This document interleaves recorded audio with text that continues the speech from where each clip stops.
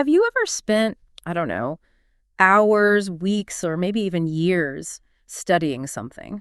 Oh, I think we all have, right? Yeah, and I want you, the listener, to really picture this scenario.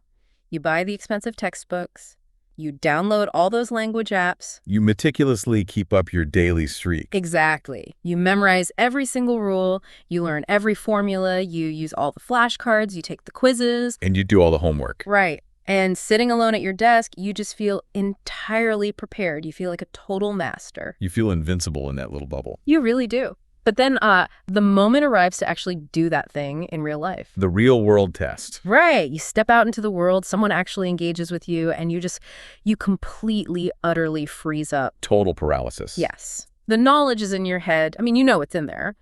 But your body, your mouth, your brain, they just refuse to cooperate. It's like the connection is just severed. Exactly. The silence stretches out, your heart rate spikes, and you suddenly feel like an absolute beginner again. It is, it's a universally frustrating experience. Yeah. And honestly, the psychological weight of that exact moment is just staggering. It really is crushing. Because you spend all this time building this incredibly elaborate mental architecture, in a totally controlled environment. Right, in your bedroom or whatever. Yeah. And then you step out the front door into the chaos of the real world, and suddenly that entire architecture just collapses on you. You have all the data, but zero ability to access it under pressure. Exactly. Zero access. It's that feeling of having a fully stocked toolbox, right? You know the exact name of every single tool. Sure.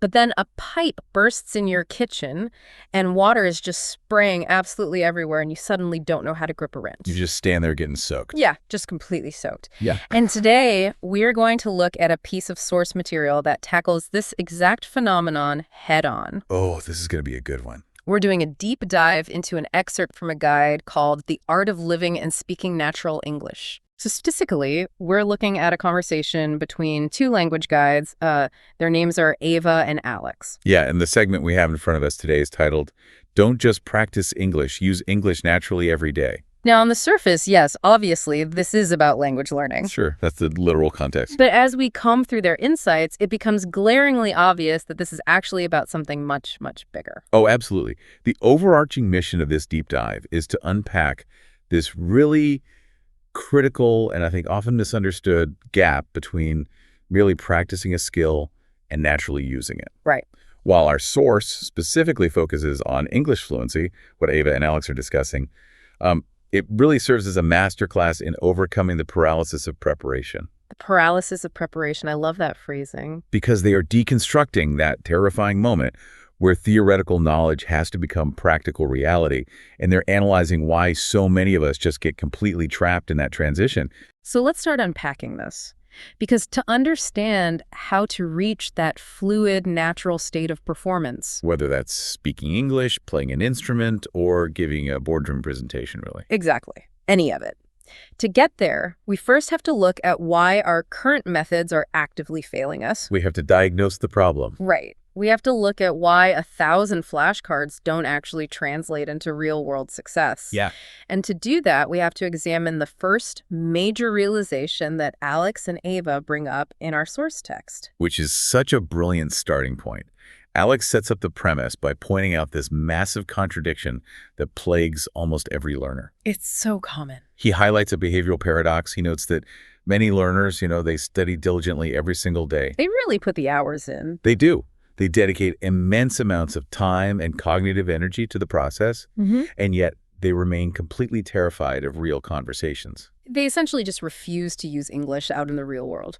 Right. And Ava responds to this observation by making a very sharp, very deliberate distinction between two concepts that, that our modern educational system usually just treats as synonyms. Right, practicing and using. Exactly. She drops this incredibly potent line. I highlighted it here. She says, practicing helps you learn new words, but using English helps you communicate naturally. It sounds so simple on the surface, right? It does. But when you really sit with it, there is a massive paradigm shift packed right into that sentence. There really is. The mechanism behind that distinction reveals a fundamental flaw in how we approach learning anything. Okay, break that down for me. Well, when you practice, You are essentially operating inside a laboratory. Okay, a laboratory. Yeah. In a lab environment, you control all the variables. You know exactly what grammar rule you are studying on a Tuesday morning. Right. You know the exact theme of the vocabulary list. Mm-hmm. The lighting is perfect. The temperature is controlled. You have your nice cup of tea next to you. Exactly. And if you make a mistake on a worksheet, I mean, there are no social consequences. You just erase it. You erase it, figure out the logic, and you try again. Right. There are no stakes. And crucially, there are zero surprises. Right. But using a language that requires navigating the wildly unpredictable, totally chaotic nature of real-life human interaction. Because in real life, the person you are talking to hasn't read your syllabus. No, they have not. They don't have a script. They don't, and frankly, they don't care what chapter you're currently studying. Right. In a real conversation, the other person interrupts you. They use weird regional slang. They mumble. Oh, the mumbling is the word. It is. Or they speak way too quickly, or they suddenly change the subject from, like, the weather to complex political opinions without any warning whatsoever. And practice just provides learners with this incredibly seductive false sense of security. Seductive is the perfect word for it. Right. You ace the workbook, you get that little dopamine hit of a perfect score, and your brain just assumes you can handle the street. But Ava is pointing out that practicing only teaches you the isolated components. Right. Using the language is what actually builds natural communication. Because human communication is inherently dynamic. It's not static. It requires real-time processing that a workbook simply cannot simulate. Exactly. That makes total sense, but I want to ground this in an analogy because the jump from the laboratory to the street is so jarring for people. Go for it.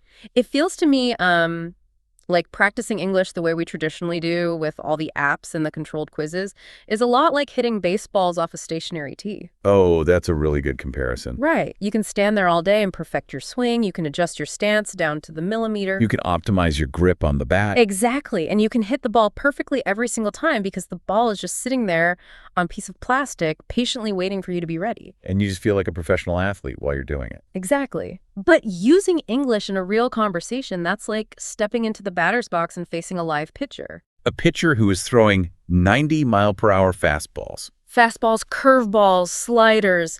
The ball is moving, the situation is moving, the crowd is screaming. Yeah. If you only ever hit off the tee, you are going to be completely, utterly paralyzed the first time that fastball comes flying at your head. Absolutely.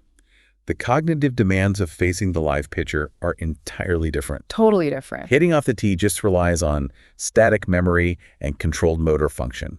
But facing the pitcher requires dynamic anticipation, split-second pattern recognition, Right. and the ability to actually adapt your mechanics mid-swing. But we do need to look closely at what Ava's actually claiming here, Why is that? because there's a serious risk of misinterpreting her philosophy. Well, let me push back on her philosophy a bit then, because I know exactly what the listener's thinking right now, and I had the exact same reaction when I first read this. Let's hear it. If hitting off the tee is just this grand illusion of competence, is the source implying that practicing vocabulary is a complete waste of time? Ah, the classic counterargument. Right. Because realistically, if you don't practice the words, if you don't actually sit down and memorize the definitions or learn the rules of syntax, how can you possibly use them when the live pitcher throws the ball? You have to at least bring it back to the game. Right, exactly. You can't just walk into the batter's box totally empty-handed and expect to hit a home run through sheer willpower. That is a vital caveat. And it's where Ava's phrasing in the source material is incredibly precise. Okay, what does she say? She does not dismiss practice. She explicitly says, practicing helps you learn new words. Right, okay. She isn't saying the laboratory is useless or that stockpiling knowledge is a waste of time. So what is she saying? What she is articulating is that practice is just an incomplete equation. It is only the first half of the process. Okay. Practice provides the raw material. Use is the real-time assembly of that material. Okay, raw material versus assembly. I can definitely see that. If we move away from the baseball diamond and look at this structurally, you could spend years stockpiling the highest quality bricks. Right, the best mortar, premium lumber. Exactly. That's your vocabulary, your verb conjugations, and your syntax rules. Right. But just having a massive pile of bricks sitting in an empty lot doesn't mean you have a house. No, it just means you have a pile of bricks. To get a house, you have to actually assemble those materials. And in language, you have to do the assembly while the weather is changing. while the ground is shifting beneath you. Right. And while someone is actively waiting for you to finish the roof, that's the intense pressure of a real conversation. Oh, wow. Ava is diagnosing a very specific pathology here. Learners get eternally trapped in the stockpiling phase. They just keep buying more bricks. And yes, they look at their pile of bricks and think, if I just get 50 more vocabulary words, If I just master the past perfect continuous tense. then I'll be ready to build. But the pile of bricks is never big enough to make the fear go away. Never. You're never fully ready in the way your anxious brain wants to be. Eventually, you have to transition from practice to use. Which means you have to start applying mortar to the bricks, knowing some of them are going to be super crooked. Exactly. You have to start building. So we have this massive pile of bricks. We have our textbooks, our vocabulary lists, our static knowledge, and we know that traditional practice isn't enough to build the house. Right.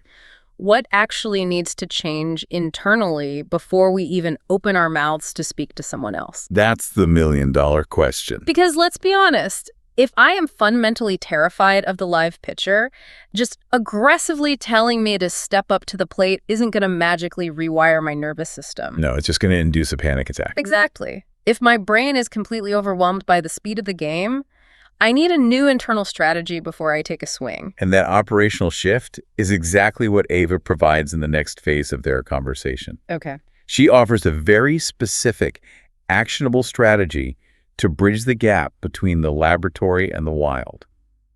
And she targets the most fundamental mechanism of human thought, Which is the internal monologue. Ah, yes. This is the Think in English mandate from the source. Yes, it is. Alex asks how learners can realistically start using English every day. And Ava says they must start thinking in English while doing simple daily activities instead of translating everything in their heads. From a cognitive science perspective, this is perhaps the single most vital mechanical shift a language learner must make. Really? The most vital? Absolutely. It tackles a phenomenon that linguists and language educators refer to as the translation trap, which Ava is explicitly warning against here. The translation trap. When a learner relies on translation, they are completely overloading their brain's working memory. They are doing double, sometimes triple, the necessary cognitive work. Okay, I want to really dissect this. Break down exactly what is happening in the brain when a learner falls into this translation trap during a real conversation. Walk me through the actual milliseconds. Okay, let's slow down.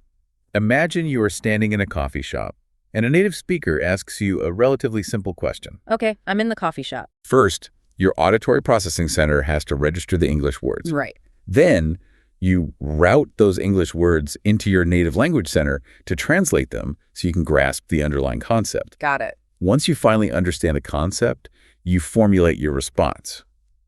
But you formulate it in your native language. But that's your comfortable default setting. Right. So now you have this fully formed sentence in your native language sitting right there in your working memory. Okay. The next step is agonizing. You have to mentally scan your internal English dictionary to find the direct equivalents for each of those native words. Just searching for the right vocabulary. Yes. Finally, you have to take those isolated English words, run them through the English grammar rules you've memorized, string them together, and send the signal to your vocal cords to actually speak. Honestly, just listening to you list those steps raises my blood pressure. It's exhausting. It is a massive cognitive bottleneck. No wonder people just freeze. It is neurologically unsustainable in real-time communication. Yeah. Working memory can only hold so much information at once. Right. By the time you have painstakingly navigated that massive four-step translation process in your head, the conversation has already moved on. The person you're talking to has taken a sip of their coffee, looked at their watch, and started talking about something else entirely. Exactly. This is the physiological reason learners freeze. Their brain literally overloads and shuts down the process because it cannot keep up with the processing speed required.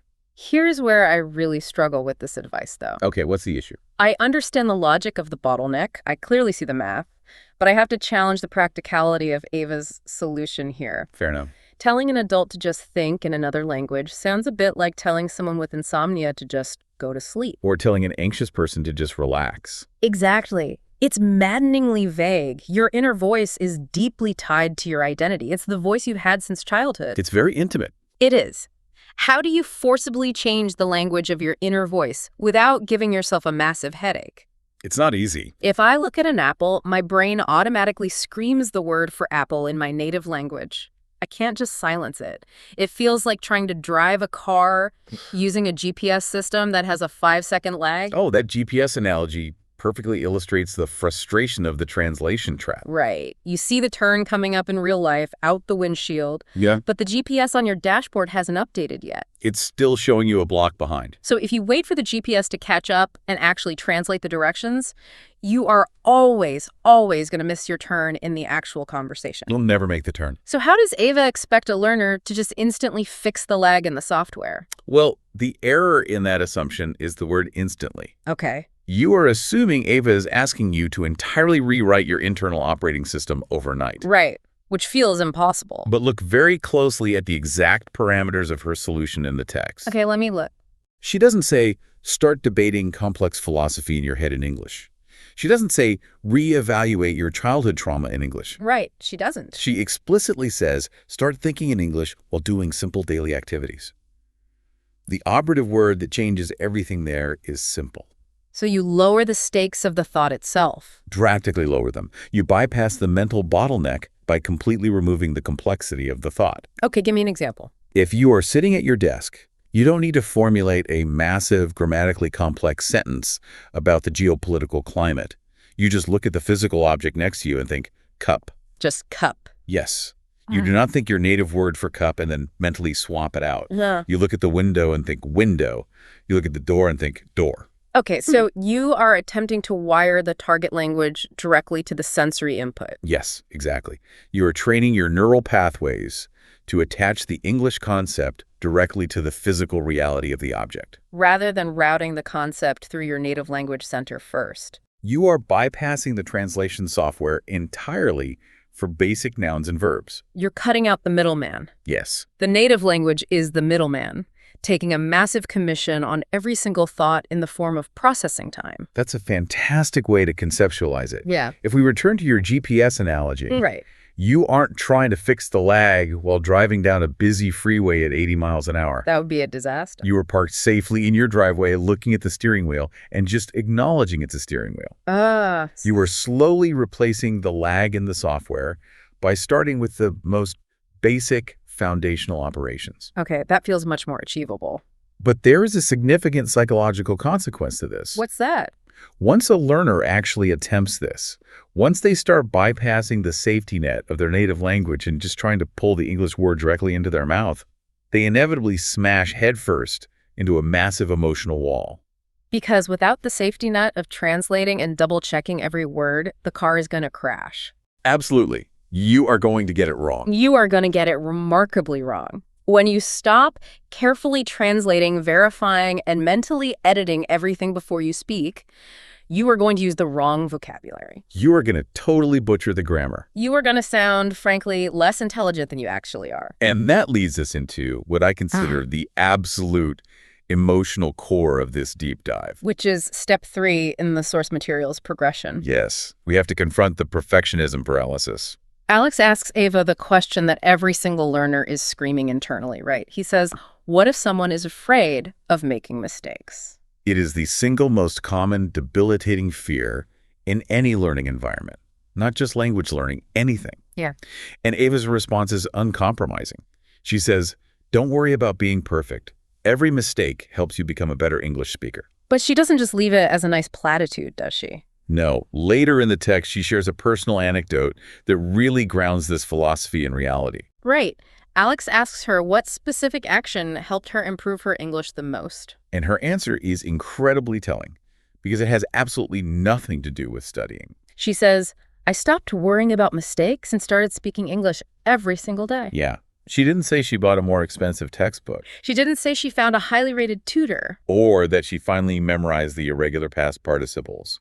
Her ultimate breakthrough wasn't academic at all. It was entirely psychological. What requires real analysis here is how she radically reframes the very concept of a mistake. Let's get into that. For the vast majority of adults, a mistake is fundamentally a failure. It is. It is an indictment of your competence. It is a bright flashing sign that you did something wrong, that you are not good enough, and that you need to retreat back to the safety of the laboratory. And practice more until you are completely flawless. Right. Perfectionism is just a defensive mechanism. It tells you that you are not allowed to participate in the game until you can guarantee you won't strike out. But Ava completely flips that script. She does. She is stripping the moral weight away from the error entirely. She reframes mistakes from being permanent failures to being temporary, necessary data points. Stepping stones. Exactly.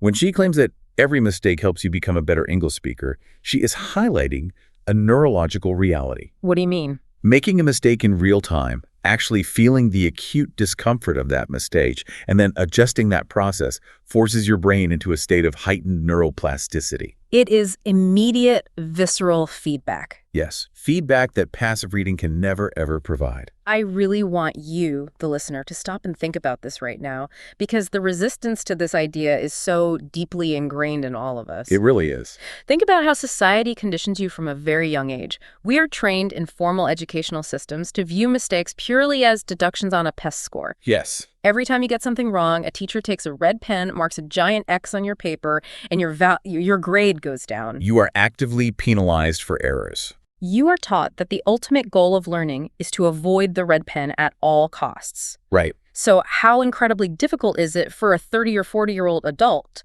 to unlearn decades of that rigid conditioning and suddenly try to view a messy, embarrassing public mistake as a positive thing? It goes against every survival instinct we've been taught in school. It is profoundly difficult. It is, and it is the primary reason the gap between practice and use remains so vast for most adults. Wow. Our educational systems overwhelmingly reward the laboratory mindset. They reward the student who gets the perfect score on the multiple-choice grammar test. The natural language doesn't operate on a multiple-choice framework. No, it doesn't. And the real world doesn't care about the red pen. The real world cares about connection. Exactly. The underlying challenge here is reevaluating your end goal.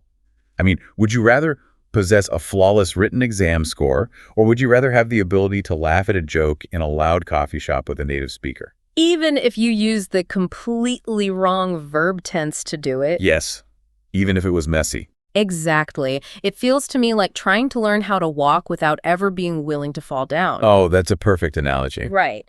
If a toddler had the perfectionist mindset of a human adult, they would just sit on the living room floor forever, reading textbooks about the biomechanics of bipedal motion. They would be terrified to stand up. They would tell themselves, I am not attempting to stand up until I am 100% certain I have mastered the theory of gravity and I know I won't fall. But you absolutely have to fall. The act of falling, the physical disruption of balance, is the exact mechanism that teaches your micromuscles how to correct themselves. The falling is the learning. Exactly. The physical feedback loop of gravity is what actually calibrates the nervous system. Ava reiterates this exact philosophy at the conclusion of her personal anecdote. What does she say? She explicitly tells Alex that real conversations are the fastest way to become fluent. Why? Because real conversations force you to fall down in real time. They force you to make mistakes. But, more importantly, they force you to develop the psychological resilience to recover from those mistakes and keep the conversation moving. A static grammar book cannot teach you how to recover from an awkward pause. It's impossible. Only the friction of actual experience can build that specific muscle. Okay, so let's track the evolution of the strategy so far. Let's do it. We know we need to stop just stockpiling our bricks in the empty lot. We know we need to bypass the translation trap by starting with simple, direct associations. Right. And we know we have to embrace the messy, uncomfortable, ego-bruising process of making mistakes. Yes, we have to welcome the red pen. But here is the massive practical hurdle that a lot of listeners are facing right now. What if they don't have anyone to talk to? Exactly. What if you don't live in an English-speaking country? If we accept that real-time mistakes are the necessary friction for growth, how do we artificially construct an environment to make those mistakes safely and frequently? Especially if we are entirely surrounded by our native language all day. Right. I can't just walk into a local cafe and start failing in English if everyone there only speaks Spanish or Japanese. And this is precisely where Ava pivots from abstract psychology to hyper-practical daily application. Okay. In what we might consider the fourth and fifth stages of the source material, Alex asks for an easy, accessible way to use English daily. specifically accommodating the learner who might not have native speakers readily available in their environment. And Ava's solution is a technique we can categorize as micro-immersion. Yes. Yeah. She gives 3 rapid-fire instructions. She says, describe what you see around you, talk to yourself, and try speaking English whenever you have the opportunity. Talk to yourself. Let's analyze the mechanics of this self-narration strategy. Okay. By actively talking to yourself out loud and verbally describing your immediate physical surroundings, you are effectively acting as your own immersion environment. You are no longer waiting for a native speaker to magically appear and grant you permission to practice. You are taking agency. You are transforming your empty kitchen while making breakfast. Or your car during your morning commute. Or your solitary walk to the bus stop into an active testing ground. To bring back the baseball analogy, you are stepping into the batter's box, even if you have to be the one throwing the ball up to yourself to hit it. Yes, that's exactly it. And crucially, it lowers the social stakes just enough to make the prospect of making mistakes tolerable. Because no one is watching you. Right. You are removing the fear of public judgment while still forcing your brain to undergo the cognitive strain of actively using the language rather than passively receiving it. That's a huge distinction. But the real conceptual breakthrough in this section of the text is what Ava says immediately following this, regarding the nature of confidence. Oh, man. This is genuinely my favorite insight in the entire document. It's so good. Alex asks the ultimate question. How do learners actually become confident English speakers? Right? And Ava states unequivocally that confidence comes from using English consistently, not from studying grammar books. We really need to pause and examine the causality that Ava is presenting here, because she is completely reversing the standard human operating procedure regarding confidence. Oh, completely reversing it. Most people operate under the assumption that confidence is a mandatory prerequisite for action. Yes. They tell themselves, once I finally feel confident, then I will start speaking. Oh, man. I am incredibly guilty of this, with everything in my life, not just language. We all are. I'll start recording the project when I feel confident in my voice. I'll pitch the new idea when I feel confident I know exactly how it will end. We treat confidence like it's an external resource we have to gather before we are allowed to begin. We treat it like a delivery we were waiting for in the mail. Yes. We sit around waiting for the feeling of confidence to magically arrive so we can finally start. But Ava flips the causality entirely. She argues, based on her own linguistic journey, that action is the prerequisite for confidence. The physical act of speaking is what creates the confidence. It's exactly like going to the gym. How so? Well, you don't sit on the couch and wait until you are strong to start lifting weights. That defies the laws of physics. Right, that makes no sense. Lifting the heavy, uncomfortable weights is the mechanism that makes you strong. Oh. Ava is saying you cannot wait to be confident to speak.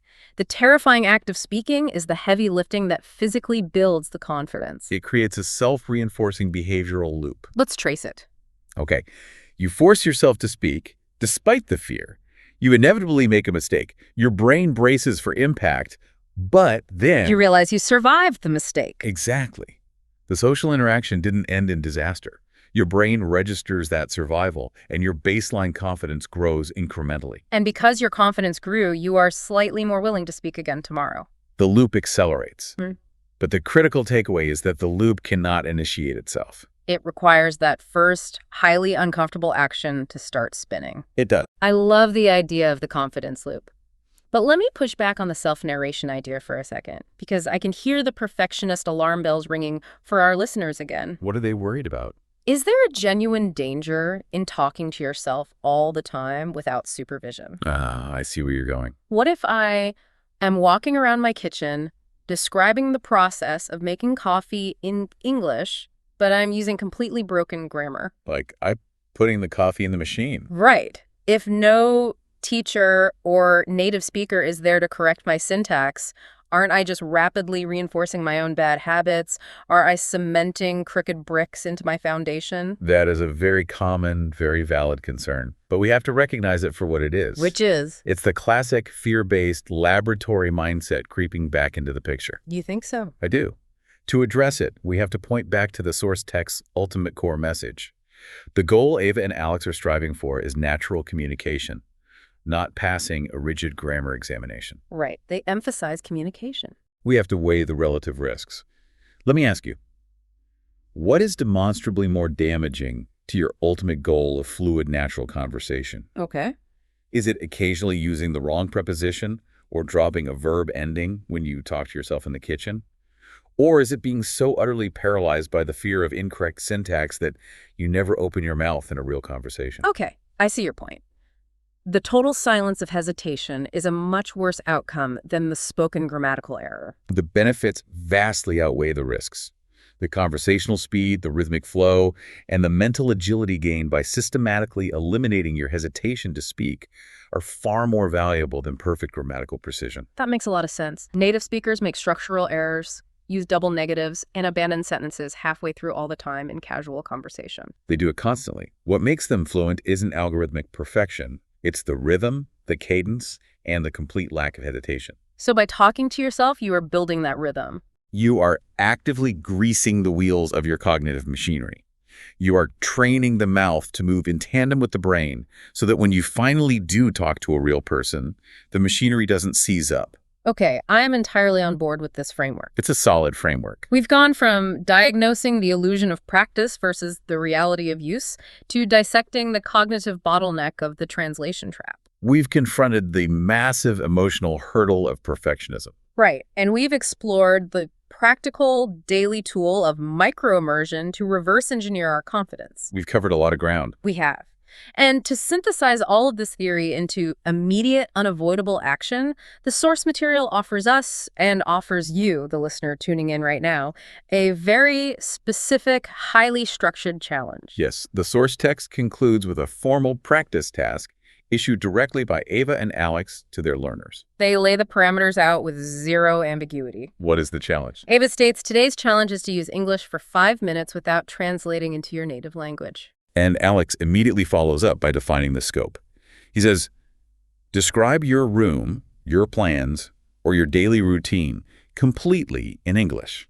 We need to explore why they chose these highly specific parameters for the challenge. Yes, let's break it down. Why exactly 5 minutes? Why not 10 or 30? And why these specific, almost mundane topics?